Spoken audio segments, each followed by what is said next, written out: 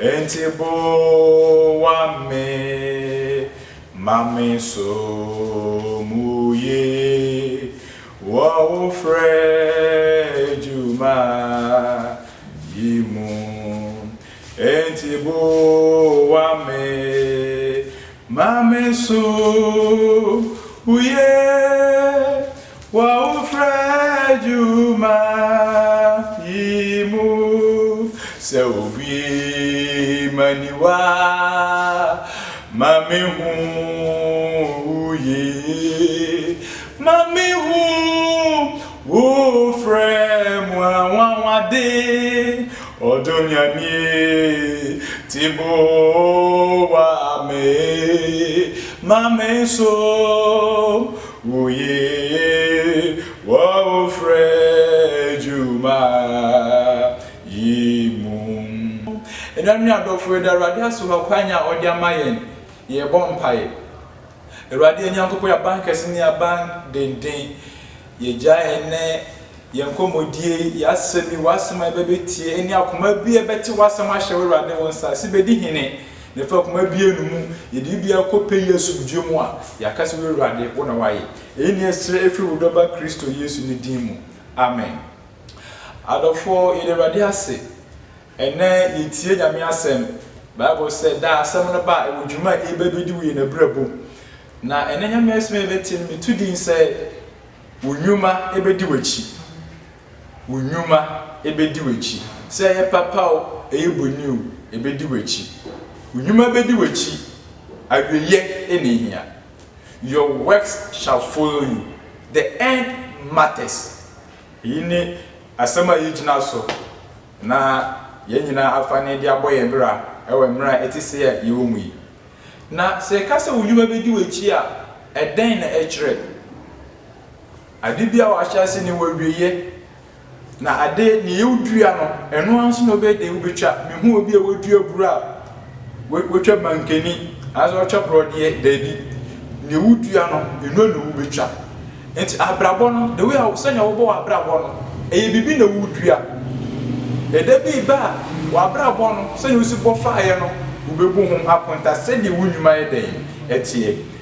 enti ne oso nipa bia adwen no tenase no hu se enya me na me bo me ho obi na bo me ede ba sasus enti wo se me kai me bofo ewo me mrant dream ansa na da bone no aba ne di kan pese ye be koye first scripture ye be fa no afri Ecclesiastes ye be fa afri Ecclesiastes 12 the verses 1 also remember also your Creator in the days of your youth. Remember your Creator in the days of what? Your youth. Before the evil days come and the years draw near, of which you will say, I have no pleasure in them. Kai ubofo e wo mranti brem. Wakase kai ubofo mranti brem onka sanche emranti onko debi. Okasa che adasan nyina wuti esi no e wo mranti brem. Sanse mranti brem e ye mra wo ahoden wutimi anya wo pe wutimi keka wo ho wutimi di akwaniaba ebre bi ba nyama wo ye no wunsantimi nya biom sambra na chese esunwa ye den aduru enti mra wo hondi na wo hadwenda ho mpefe wutimi keka wo ho ekoba no Bible say kai wo bofo e wo samra yi mu sase ebre bi ba nia wo ye no wuntimi nya den enya biom aha also kai wo bofo mranti brem ansa na dabone na ye den aba eda bone no so ni da ben ye be kan scriptures be miensa bi ye be wi no wo benya eho ente ase yi so be catch you say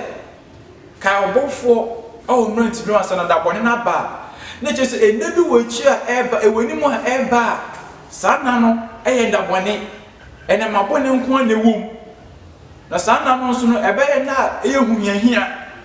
okom ahonkyere atete enti odike abọ kokọ ama wada ho so na samre no dura wono wamre sana Bible no pa kire hafa no na madam fo bia menen eko school ye SP ye tro BC wie ye oko SHS baaye Oba the second time okono wanko biu owuye. Na enano medwe ho saa na me say enti mitumi ne ma ho nti na meda so de tie ase baabi. Ono na mre aso okọ abranti o. Enti emranti brenda Bible no ka ho asem no edabone na Bible no e ka ho asem no eye emra waka wonsa yeden agu wubo a wontimi nya hwe yebo wudi kofi ama a wontimi enkeka ho enya hwe sambre na ede eye enabone a Bible no ede e ka ho asem ene wote ase ene emugye edi ofuso ni omu ewade se kai no abrantie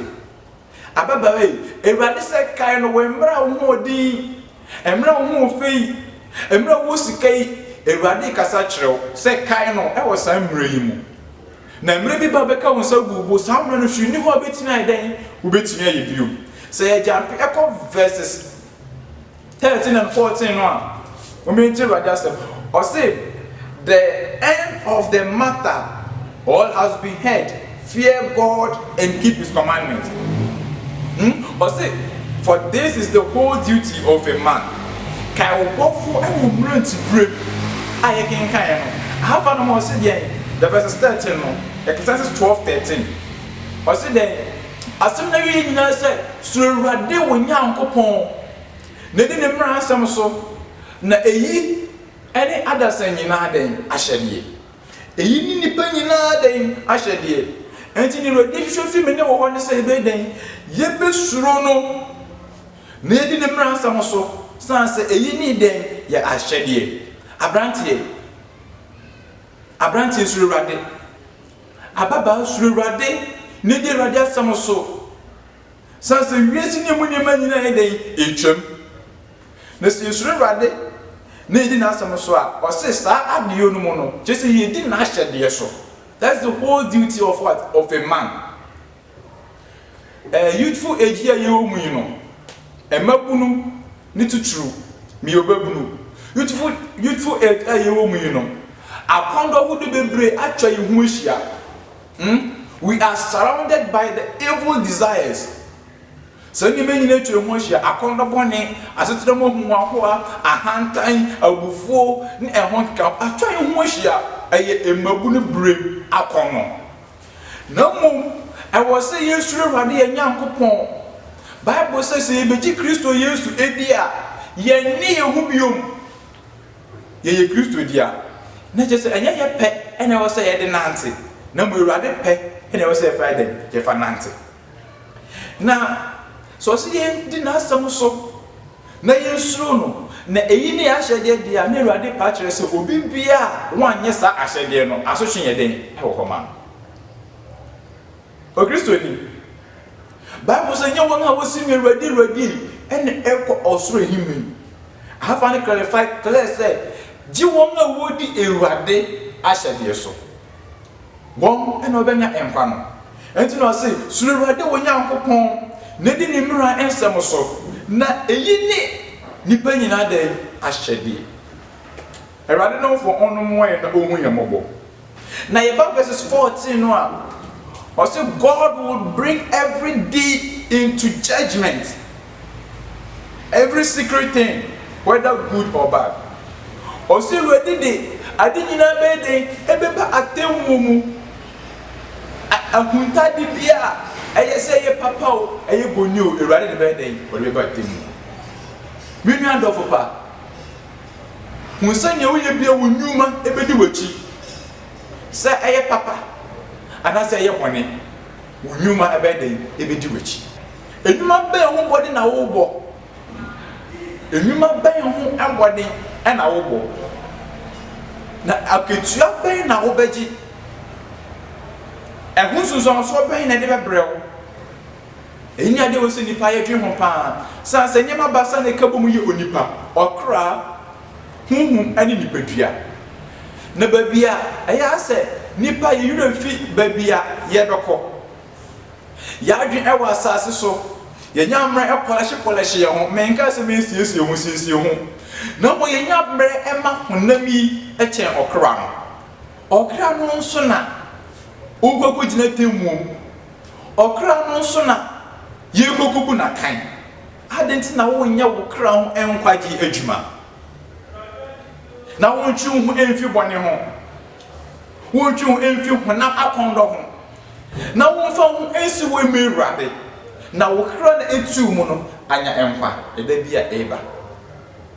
nyame ohu yemobo enti o se Ewurade de nyina beba atemu emre Ewurade de nyina beba atemu mu ni emre a waka won nsae den agugo samre na okra na de okọ hunani de ye kosie no ye de kohye na tim sanse fi na tim na baaye na okra no ehemfa na eko ababa abrante ehemfa na okra no eko eyi ni mre no emre wotiesi akwanya wo ma so obetutu na mu yiye na samre no wanya badupa ayede akọ o se enema ahinta se papa o boni o enti se wo ye Kristo ni a wo hwesini ya bomoden se wo ye nyamedwuma ni ye pa wo nokori mu a ene koso aye se wo ye nyamedwuma ni ya koso aye den eye san so se o de adi nyina be den ebeba temu ahinta di nyina enti se wo ye papa mo obi ahinta be wo ye papa amobi a enye nipadoni enye publicly aye secreta koso aye papa no so wo bompa ye adie mo obi a koso di ma no eye nyuma pa wo bompa ye aka ayalefo aye adima pa e bomma nkrofo koso aye eye duma pa san so se o de di nyina be de ebebe atemu mu se eye papa ahunta di nyina se eye papa anase ye de eye boni enti ne wo ye ni Ewurade hu unyuma pa na wo ye no Ewurade hwew menua dofo pa se abraboponi bi mu so na wo wa se sube boni bi mu na wo wa e na wo dwen se wo elda ehunwe wo sofo ehunwe obi bia ehunwe e na wo ya Ewurade o hwew o se sada no o de di ahunta di nyina ahunta se mu nyina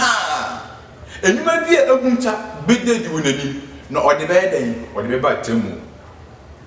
enka ne no obi kogo aguaman na nyinsi mpia ye che no ye bo ne san ene technology adoso wo fa mobile phone wo search oba wo pe na wa frɛ no na akodi boni technology adoso wutimi na wo den e type internet so na wo koshi obi na wo ne na akwa nya mo beye wo so fu hu ye we elder hu ye enso Ewurade wa yeden wo hu enti sada no sa ahunta sam no enwuma na wodidi hunta ye a wodju so obi ehu ye no sada ne nyina be den ebeda di Ewurade ni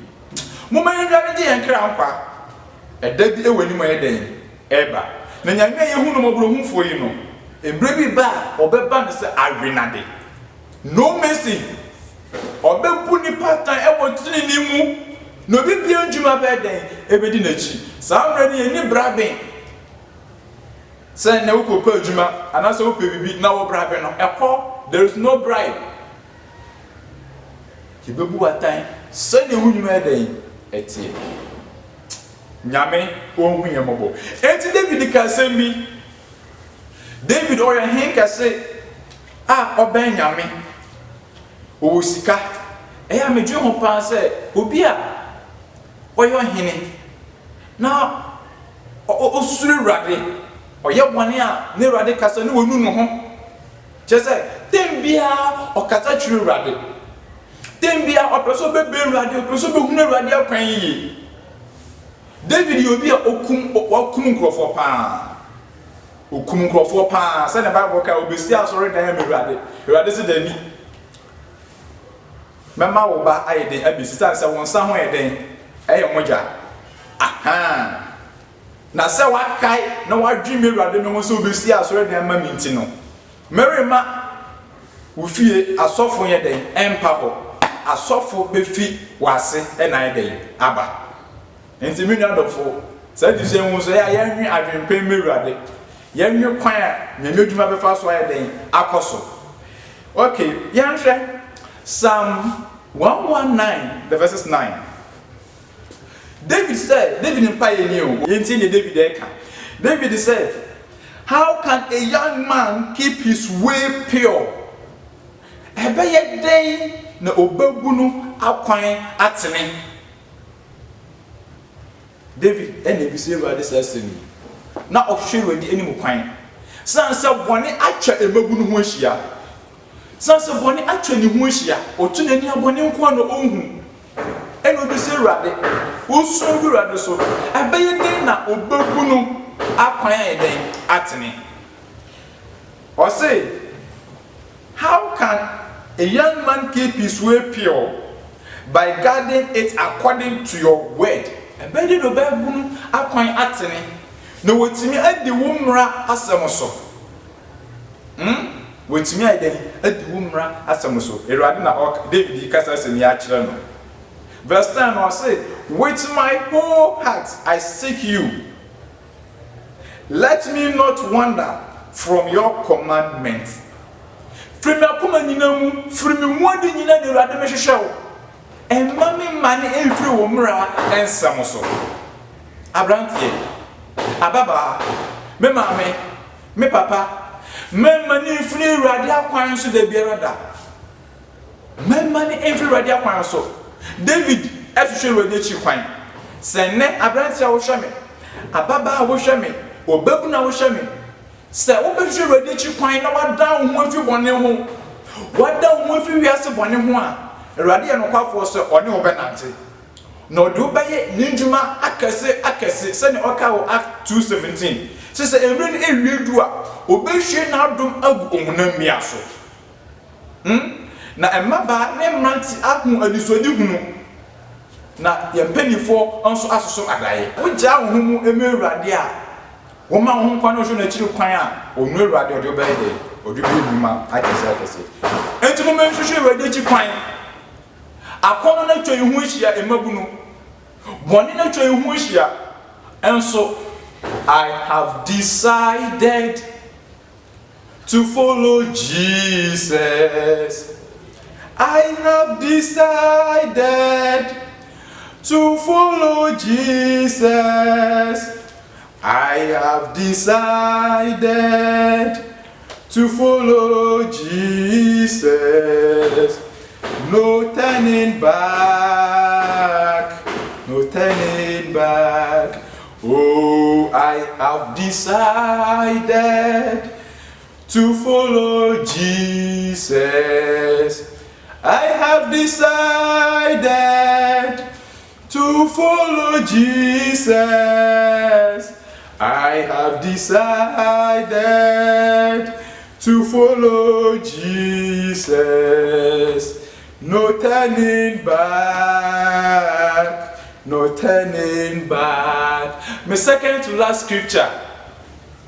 And na bone ahontre atete bebre ama emabunu ni a Christopher bebre e de won ho akohye bonim. Ahontre atete ne enema ekoso bebre nti ama agidifo bebre akoye den e de won ho akohye bonim sane won ho be den e beto won. What beji Christo adi nko yi de hu se ohaw no bekom atete no befam san se Kristo Yesu ano no ono nso ofamu bi entemra ebense Yesu ba beko no ne nasuafo no ekasa enema ntwa se esi enema ntwa se eba won akwan mu na wada won ho so na ye behwe e wo Matthew as empathy aduenu 9 Matthew 24 verse 7 downwards. For nations to rest against nation and kingdom against kingdom, and there will be famines and earthquakes in various places. All these are but the beginning of the birth pains. Then they will deliver you, verse 9, no? Matthew 24 verse 9, also then they will deliver you up to tribulation and put you to death. They will deliver you to tribulation and put you to death. Ya do be fa how amani bebremu ne yakumu Yesu ne kasa semi and put you to death, and you will be hated by all nations for my name's sake. Ama me nyina betane wo me Awurade minti Yesu ne kasa yi enti wo hwe a abusia ni mu ye mpa wasem mantan ni mu obi ampa wasem onso wo bo ho mode panso besum Awurade ye we obabu na na se we Kristo ni wo bo ho mode se obesum Awurade ye onso ankrofo tan watanfo bebre kwa Yesu se sa de twa se eba wa kwan mu ankrofo be tan Kristo Yesu ti na verse 10 no say and then many will fall away and betray one another and hate one another bebre we den ebe yira na watentan won ho ni wo yiyi won ho ayede ama ende wunua kokro timi yiwuma wo wunua bemba wunua ba otimi yiwuma wo maame otimi yiwuma wadanfo otimi yiwuma adentia Bible aka ho ayede waka ho asem ndi se ba wakwan mu a ema obamu ma woni nye sa wo bre Kristo Yesu enti na dabi wo banya aketuapa ewo verse 12 no say and because lawlessness will be increased the love of many will grow cold sans enna bone a ebedo sunti no dodo na odi ma Kristo Yesu na no be de ebejo enne so obetena se no wo hwe obrebo yi a kane do na wo ma Kristo no enye no ni wo beti Kristo di ye ahonke kane nya medwuma wo kondo abrabotiri nya wo kondo se wo bebo no enne wo tena se na wo hwe a ensai kakra de abam eyi kire se awosa wo ye homework yi osesa se bone bedo so no obedo so ntin bebredo na wo de mewade no hano be de ebejo bebredo wo de mewade na no be de ebejo enti de anam so na Kristofo bebre atwe ase wo ngachi oha wo fo munti wo twe ase wo chi asa ku wiase oha wo ko munti wa mane o Kristo ni verse 13 say nia obegina mu akoduro wiye no ono no be den obegina mpa odofo mbra bi di esimi ba wiye no menim nia wonamu menim oha wo fo mu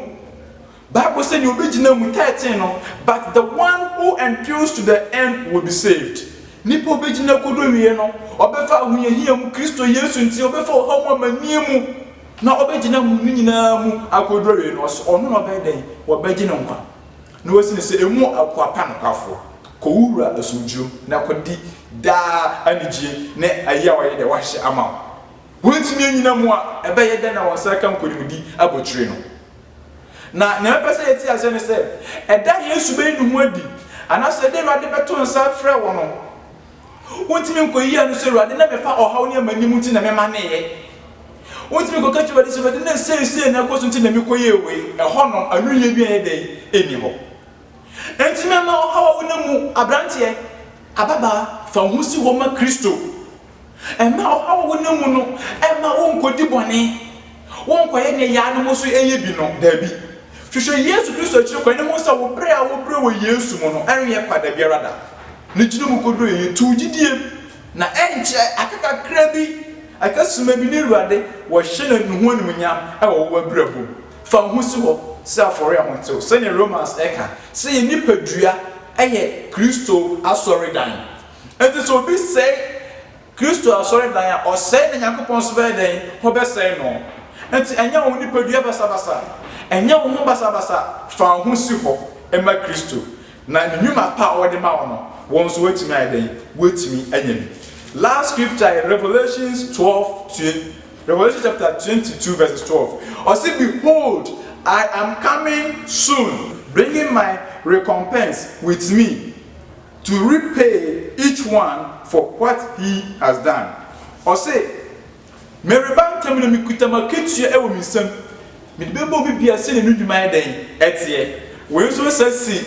akenkan se ma yedi kakenkan ewo Ecclesiastes no ho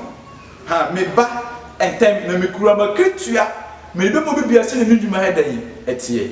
enti nyima bia wo bokan mu se dabi ba wo bebu ho atan sede we de wo boye enti man ho abrabo ye emra yitie sasi so sansa bibia ne nim emra ne mra ba den ebeso obibia enim emra nyame be den ebeto nsa afre no obibia enim emra awiye ne be den ebeso wawiye enehia ahyase ne de nyedin o awiye no enehia enti bo wabrabo yiye wo sum Kristo a sum Kristo Yesu ye san so se botru modwodie mirade mede mefew afimenu se wo sum Kristo Yesu a sum Yesu ye e wo kronkron ye ni nukori mu na fa wo ni pedu nyina esi ho e ma no amrante ne mabawe e mabunu eye paase wiase na ye de eye paase ni je wo wiase enso no dan ho fi bone ho na fa wo ni hwe Kristo senya David ani ejina Awurade no ka chi Awurade se Awurade ebende na makwan atene free ma kuma mu ni ma di nyina mu na me de me hwehwew enti boa me sanso na wo nso wo hwe Awurade chi kwan a wo behu ni yi na obeya oboafo na wa boa ama wo gina mu akodra wiye so wonya mfa Kristo Yesu nso a wo hwe me a Kristo Yesu nko a so no benam de akonkwa jem so o se menye kwan no kware no nkwa no obi bia nko aja no gise onam ni Kristo Yesu eso ense wonji Yesu edi a emfa woni papa a wo ye me maame me papa me nua bema emfa woni adoya a wo ye worintimi enko osuro himan gise wonam Kristo Yesu eso na so wa gise obefa Kristo Yesu di a ande mbrase mu akasa nsemi dimachi kase enede me yaw ne bo nsu wudi me fa Awurade Yesu Kristo se me kro ane ma jempa me boni nti na obewu ye na osori ma bibimbu me ne be nante enti Awurade boa me amen asema wa ka kire se wapen afi wafa Yesu sa wo kra ne wa jempa enti hu sesese no wonne wo ho na mum wu ye Kristo Yesu die enti nya ono be ka no e na wo be de wo be ye Awurade ono no onkan Awurade ohirawo na ommoa ye nyina ma ye sum ni ye mu abrabo trene ye ni eye na eso Awurade ani se emagunu se adasan na ye bra so na eka ye so gu ye bo a yetimi akonya anu ye pa akonta pa ayeden agu nyame ono monkan ye ho e wo Yesu di amen.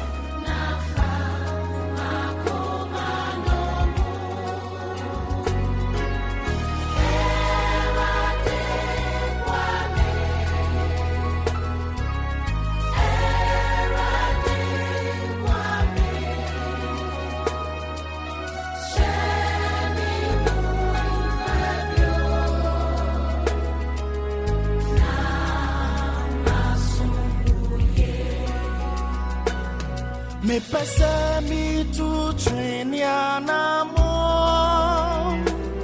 na me ye unche so me yasi nan so abon samri fa mi no mu enunti me srewe radi me pesa me ya wejumanu ye Namina won sama ketia pa Nanso ahuna mridi meso Inti me ko to Israel